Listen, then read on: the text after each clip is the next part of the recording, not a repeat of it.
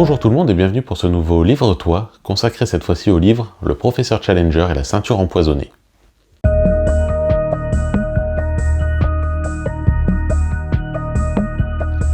Ce livre, qui est plus un recueil de nouvelles, a été écrit par Arthur Conan Doyle, globalement entre 1913 et 1928. Il comporte 4 histoires pour environ 364 pages.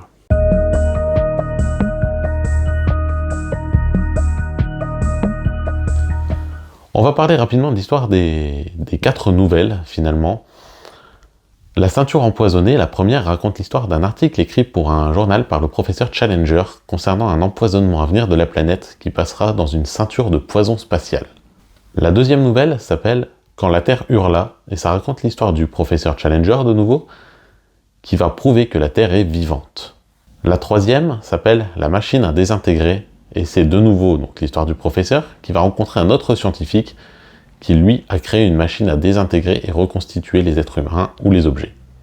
Au pays des brumes est la plus longue des 4 histoires. Elle met le professeur Challenger et son ami Malone face à des histoires de spiritisme auxquelles Challenger ne veut pas croire.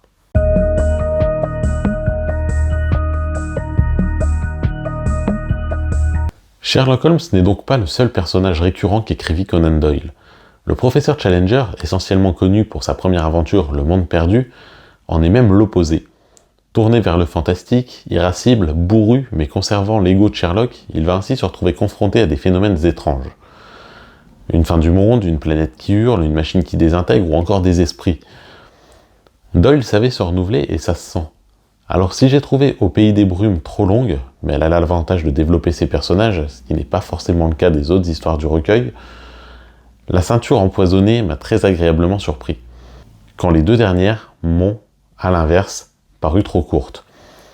Il est tout de même à noter que Challenger a de l'humour malgré lui, et ses différentes rivalités apportent un plus non négligeable à l'ensemble. Une excellente manière de continuer à découvrir l'auteur, donc, par le biais d'un personnage méconnu, aucune de ces 4 histoires n'ayant été adaptées au cinéma, contrairement à la première qui a été adaptée de nombreuses fois et dont on reparlera. Si vous connaissez un peu le personnage et ses histoires, je vous invite à laisser votre avis sous la vidéo et je vous souhaite une bonne journée à toutes et à tous.